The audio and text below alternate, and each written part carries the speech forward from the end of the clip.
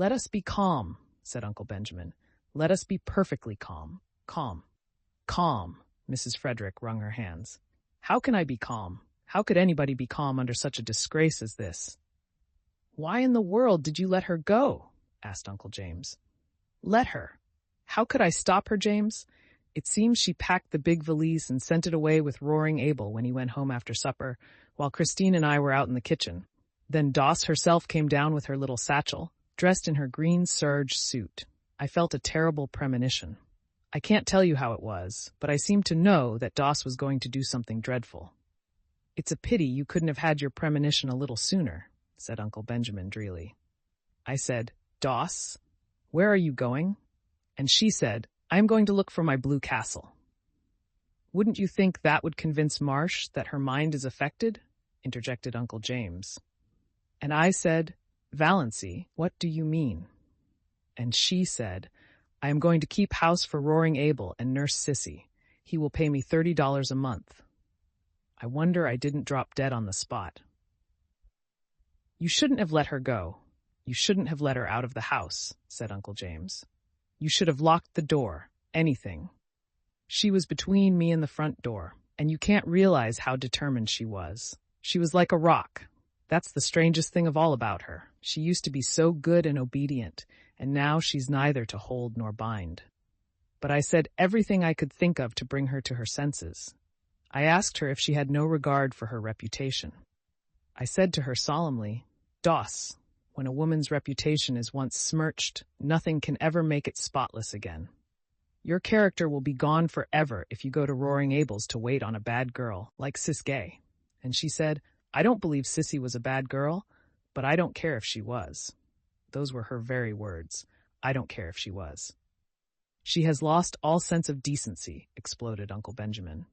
"Sissy Gay is dying," she said, "and it's a shame and disgrace that she is dying in a Christian community with no one to do anything for her. Whatever she's been or done, she's a human being." "Well, you know, when it comes to that, I suppose she is," said Uncle James with the air of one making a splendid concession. I asked Doss if she had no regard for appearances. She said, "I've been keeping up appearances all my life. Now I'm going in for realities. Appearances can go hang. Go hang." "An outrageous thing," said Uncle Benjamin violently. "An outrageous thing." Which relieved his feelings, but didn't help anyone else. Mrs. Frederick wept. Cousin Stickles took up the refrain between her moans of despair. I told her, we both told her, that Roaring Abel had certainly killed his wife in one of his drunken rages and would kill her. She laughed and said, "I'm not afraid of Roaring Abel. He won't kill me, and he's too old for me to be afraid of his gallantries." What did she mean? What are gallantries? Mrs. Frederick saw that she must stop crying if she wanted to regain control of the conversation. I said to her, "Valancy, if you have no regard for your own reputation and your family's standing, have you none for my feelings?" She said, "None." Just like that, none. "Insane people never do have any regard for other people's feelings," said Uncle Benjamin. "That's one of the symptoms." I broke out into tears then, and she said, "Come now, Mother, be a good sport. I'm going to do an act of Christian charity, and as for the damage it will do my reputation, why, you know I haven't any matrimonial chances anyhow, so what does it matter?" And with that she turned and went out.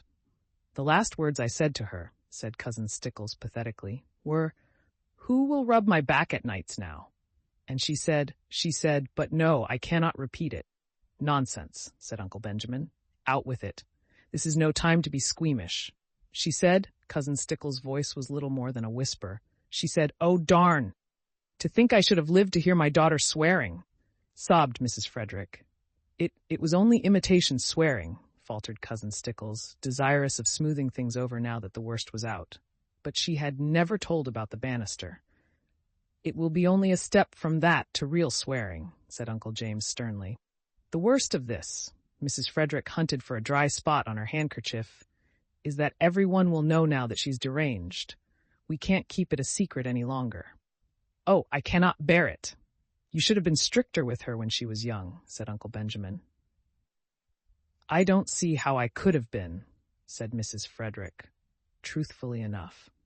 The worst feature of the case is that Snaith scoundrel is always hanging around Roaring Abel's, said Uncle James. I shall be thankful if nothing worse comes of this mad freak than a few weeks at Roaring Abel's. Sissy Gay can't live much longer. And she didn't even take her flannel petticoat, lamented Cousin Stickles. I'll see Ambrose Marsh again about this, said Uncle Benjamin, meaning Valancy, not the flannel petticoat. I'll see Lawyer Ferguson, said Uncle James. Meanwhile, added Uncle Benjamin, let us be calm.